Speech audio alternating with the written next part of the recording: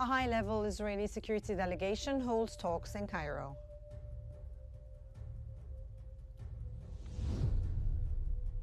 The Turkish president extends the condolences to Libya.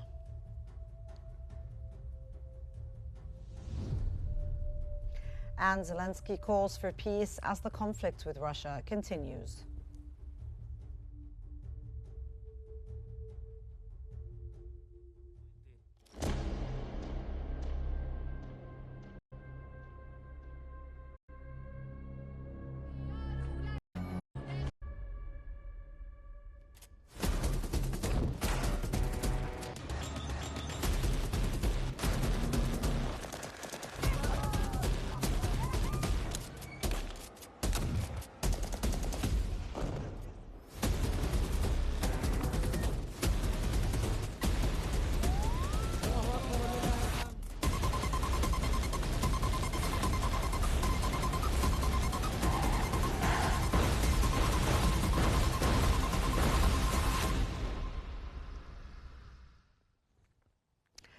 Israeli Prime Minister Benjamin Netanyahu has said that Israel will invest 350 billion shekels, which is equivalent to $110 billion, to build an independent domestic weapons industry and reduce reliance on foreign suppliers. And speaking at a graduation ceremony for new pilots, he said Israel would continue securing essential imports while prioritizing self-arming.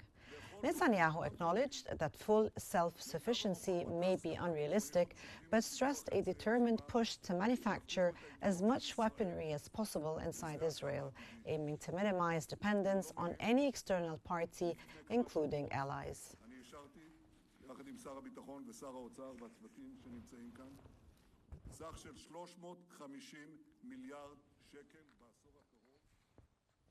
Israeli victims, families and survivors have argued that only a state commission can ensure accountability and prevent future failures. And that came as Israel's parliament has advanced a bill authorizing a government-led inquiry into Hamas's October 7, 2023 incidents, rejecting demands for an independent state commission. And the bill lets lawmakers select investigators and grants the cabinet authority over the mandate. Israeli Prime Minister Benjamin Netanyahu backs the move, saying a panel chosen by coalition and opposition lawmakers would be credible, though the opposition refuses to cooperate, calling it a political cover-up.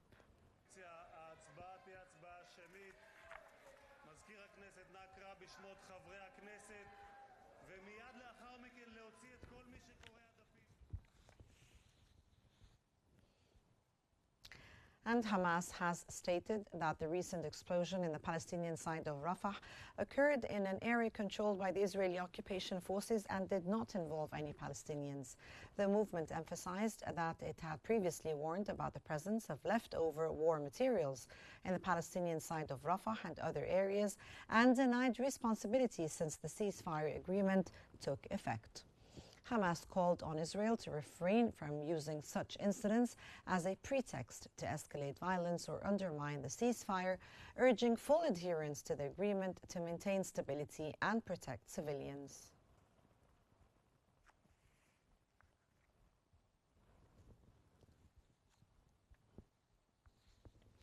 Israeli Prime Minister Benjamin Netanyahu's office has announced that a high-level Israeli security delegation held talks in Cairo with mediators to recover the remains of the last Israelis still held in Gaza.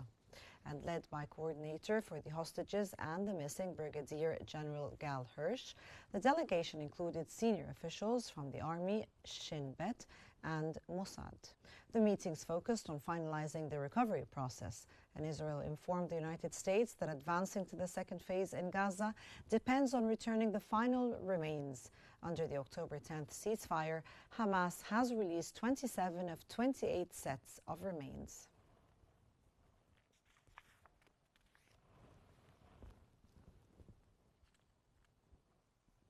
Palestinian President Mahmoud Abbas has called on the Palestinians to exercise national responsibility, uphold inclusive, rational discourse, respect law and facts, and defer to constitutional legitimacy, placing the supreme national interest first. Amid an exceptionally sensitive phase marked by sustained aggression and systematic Israeli occupation policies, Abbas cautioned against incitement and misinformation circulating on social media. He said honoring martyrs, detainees, the wounded, and their families is a moral duty and not political leverage. Abbas reaffirmed constitutional authority and announced a reform agenda to entrench the rule of law, transparency, accountability, anti-corruption, and an orderly transition towards statehood.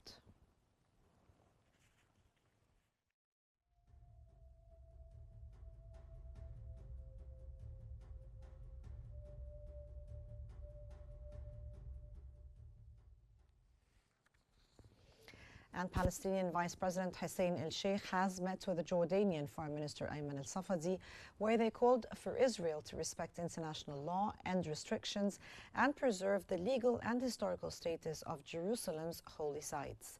And they focused on consolidating the Gaza ceasefire, halting Israeli escalation in the West Bank, and advancing to the second phase of the US-led plan.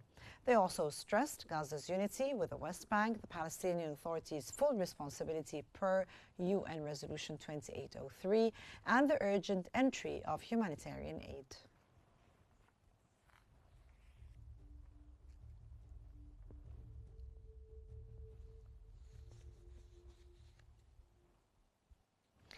Turkish Foreign Minister Hakan Fidan has met with Hamas's political bureau officials in Ankara to discuss the Gaza ceasefire and advancing it to its second phase.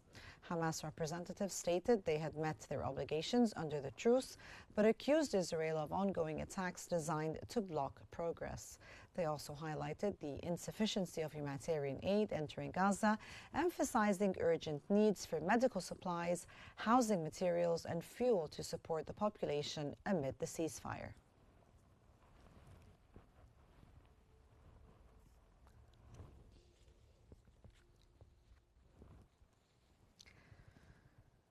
The Dassault Falcon 50 jet carrying Libya's Presidential Council Chief of Staff Mohammed al-Haddad has crashed near Ankara. The Turkish Interior Minister Ali Yerlikaya reported losing radio contact with the plane, which departed Ankara for Tripoli at 17:10 GMT and lost contact at 17:52 GMT.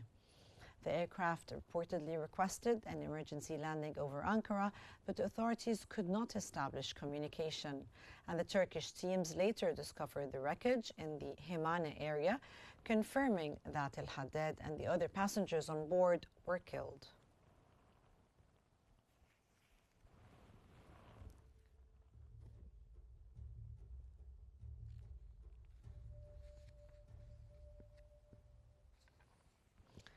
Turkish Interior Minister Ali Yerlikaya has announced that all 8 passengers aboard the Libyan aircraft carrying Chief of Staff Mohammed al-Haddad were killed after it crashed near Ankara. And he added that authorities established a coordination center to manage the investigation, which remains ongoing. Investigators recovered the victims' bodies and the black box, with Libya sending a 29-member team to assist. Examination of the cockpit, the voice recorder, and the black box continues to determine the crash's cause.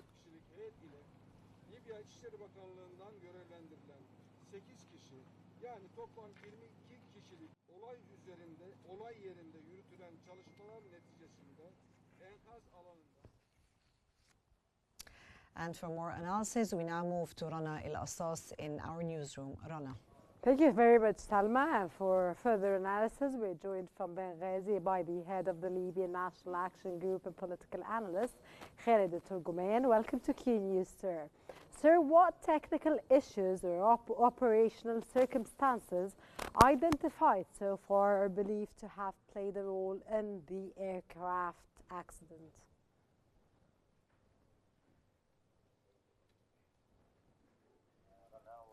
Greetings, Ms. Rana, and greetings to the audience. Actually, we can't really say anything definite now till now we don't have any kind of an official statement saying what's happening exactly in the black box, and the facts that have been found are not issued yet. We still don't know them, and I think there are some scenarios here. Maybe there is a technical issue in the plane itself which led to its fall, and of course this is going to be something related to the technical and operational factor, whether when it comes to the technicians who are on the ground, and of course the technicians who allowed the plane itself to just fly with having this technical, whether electrical mistake or electrical fall. The other scenario is that the bad conditions, and of course this is not really real. Why? Because there are many planes which successfully flew. So the third scenario, which we can't really say for definite, is that maybe there is something that happened on purpose. There was someone who played with something in the plane and assassinated the people in the plane. So there are many different scenarios here, and there are many claims regarding this matter, whether when it comes to the death or the assassination of Al-Haddad, and what we can stipulate regarding this matter. And of course, this matter has led to many talks and many conflicts in the arena, where some people getting to even fights, or and regarding this matter, saying they have different scenarios. And of course, we need to say here that Mr. Mohammed Al-Haddad and his fellow officials and his consultant, they all got murdered in this incident, and we don't really know the reason. And of course, this has raised also some tensions in the relations between Turkey and Lebanon, as we can't really say what happened and caused this murder. Also, I'd like to say that there is another issue, a very important one, is that Mr. Mohammed Al-Haddad was a very significant figure in the whole committee of unifying Libya, and who actually stated and stressed that we need to have one unified Libya, and to get away from having any divisions, or also to put an end to these militias. So he was a very important figure, and what happened was a true blow to us, and there are many possibilities, and we can't really say anything. We will keep waiting till the investigations are over and we can find a solution, or we can find a real answer based on evidence and proofs that we can know from the black box. So these matters. Sir, in what ways have Turkish officials worked with their Libyan counterparts during the initial emergency response, and what procedures are anticipated in the investigation phase, especially concerning the recovery and analysis of flight data and cockpit voice recorders, sir?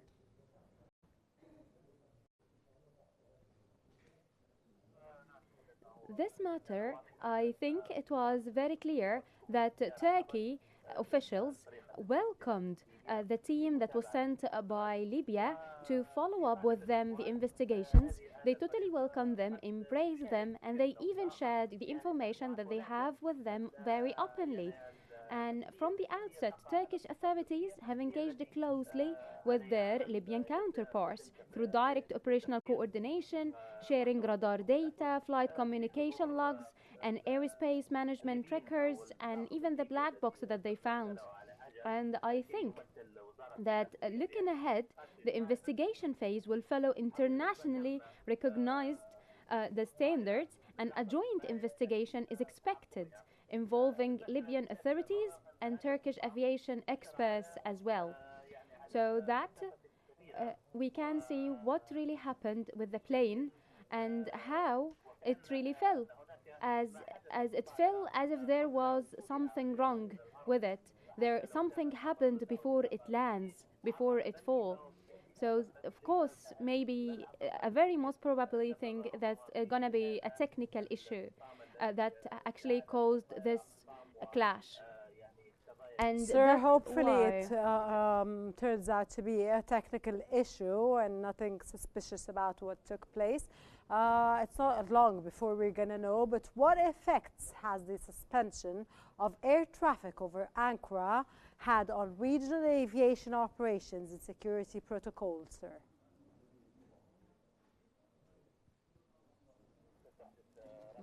There is no doubt that there will be some conflict because of this temporary suspension of air traffic over Ankara.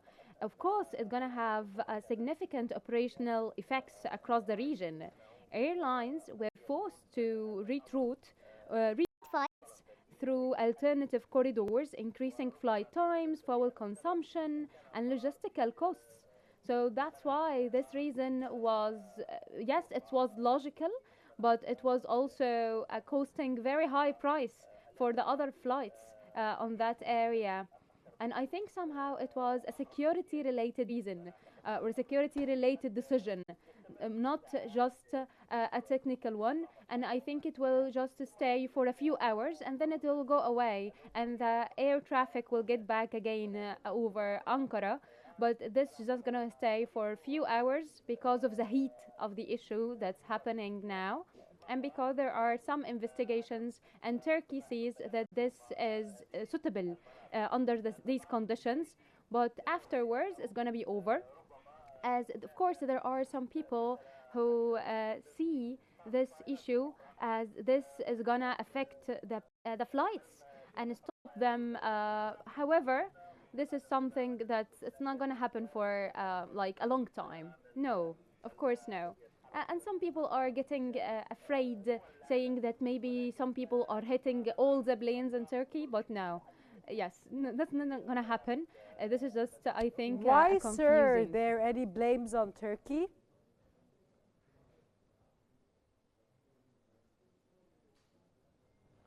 Okay, from Benghazi, that was Khaled Turgoman, the head of the Libyan National Action Group and political analyst. Thank you very much for joining us on Q News. And now we go back to my dear colleague Salma Al-Fay in our studio. Salma. Thank you, Rana. The Libyan National Army commander, Field Marshal Khalifa Haftar, has mourned the death of the officers who perished in the aircraft crash in Turkey, and Haftar expressed deep sorrow, offering condolences to the family, tribe, city, and all the Libyans, honoring their military dedication.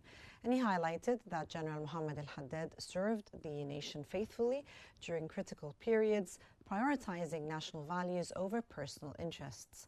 Haftar also extended sympathy to the 5+5 Joint Military Committee for losing the member general Faitouri Jibril. Libyan Presidential Council head Mohammed el-Menfi likewise mourned General Haddad and his companions who died returning from Ankara.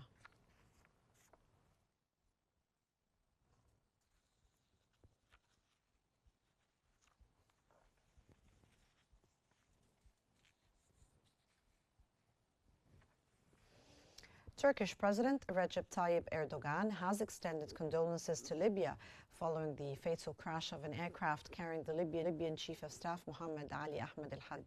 Erdogan expressed sympathy to the Libyan people, armed forces and government. That came as recovery operations continued near Ankara, where the Turkish Chief of Staff and senior military officials monitored the site.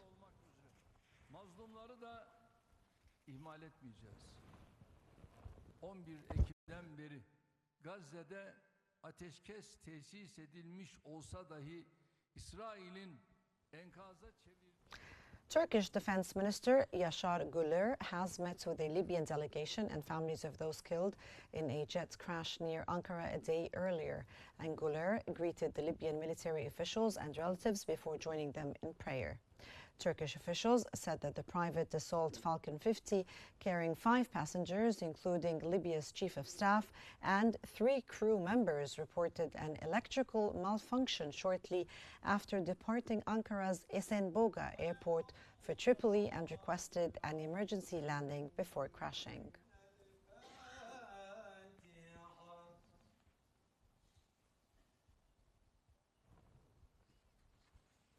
Turkish media has reported that Ankara's airspace was temporarily closed as authorities searched for the Dassault Falcon 50 jet carrying Libya's Mohammed el-Haddad, which vanished shortly after departing the Esenboga airport for Tripoli.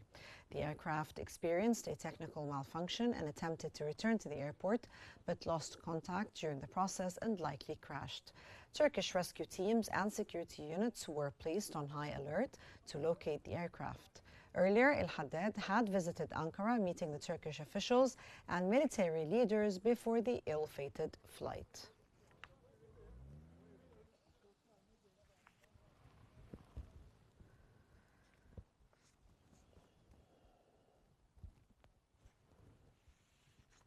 And Libya's Prime Minister Abdelhamid Dbeibeh has announced the dispatch of an official delegation to Ankara to investigate the aircraft crash that killed the Chief of Staff Mohammed el-Haddad and his accompanying team.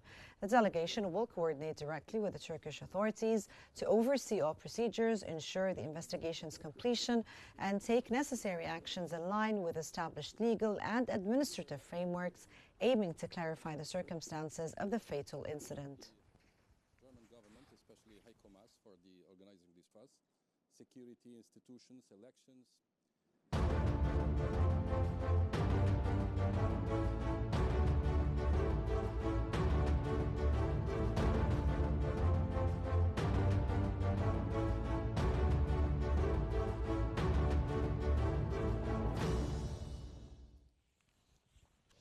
Russian Foreign Minister Sergei Lavrov has met Syrian Foreign Minister Asad al-Shibani in Moscow, following talks a day earlier between Syria's foreign and defense ministers and Russian President Vladimir Putin.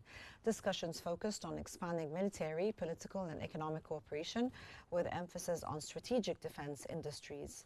The Syrian President Ahmed al-Shara previously pledged to honor all agreements with Moscow, signaling continuity in bilateral ties and the security of Russian military bases. Russia expressed a readiness to build on the renewed cooperation.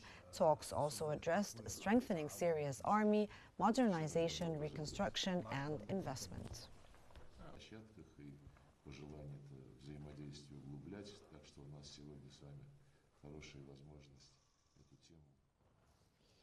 And Syrian Foreign Minister Asad al-Shibani has said that the Syrian-Russian relations are entering a new phase, describing this year as the beginning of the emergence from a 14-year war. Speaking alongside the Russian Foreign Minister Sergei Lavrov in Moscow, he said Damascus seeks to elevate ties to a strategic level serving mutual interests while attracting foreign investment with Russian support. The two sides discussed shared issues, reaffirming Syria's territorial unity, and agreed to deepen bilateral cooperation. El-Shibani added that reconstruction continues under national will, highlighting the dismantling of drug trafficking within a year.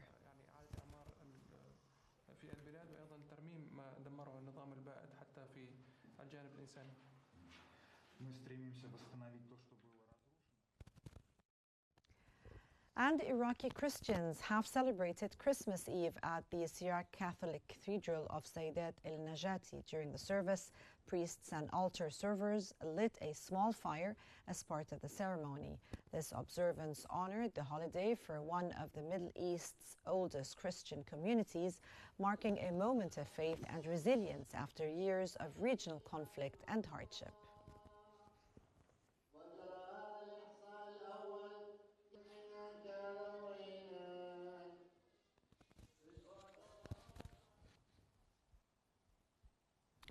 And Ukraine's President Vladimir Zelensky has called for peace as the conflict with Russia continues. And that came in his Christmas address, where he acknowledged that Ukrainians are celebrating the holiday under the challenging circumstances. And Zelensky condemned Russia for carrying out extensive attacks, including drone and missile strikes, arguing that such actions are inconsistent with Christian values. He stressed the need for solidarity and resilience among Ukrainians, while urging an end to hostilities to allow the nation to observe the holiday safely and restore peace.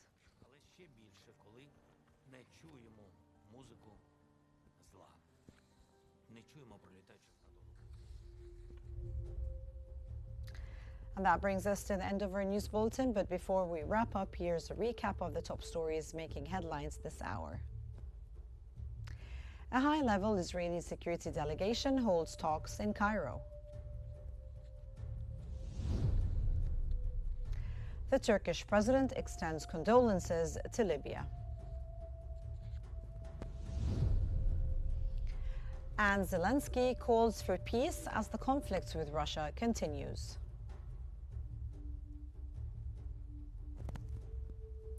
And for more stories and live updates, do follow Qnews on YouTube, Facebook, X, Instagram, and TikTok at QNewsEG. And from all of us here, thank you for watching and stay tuned for more news and analysis on Qnews.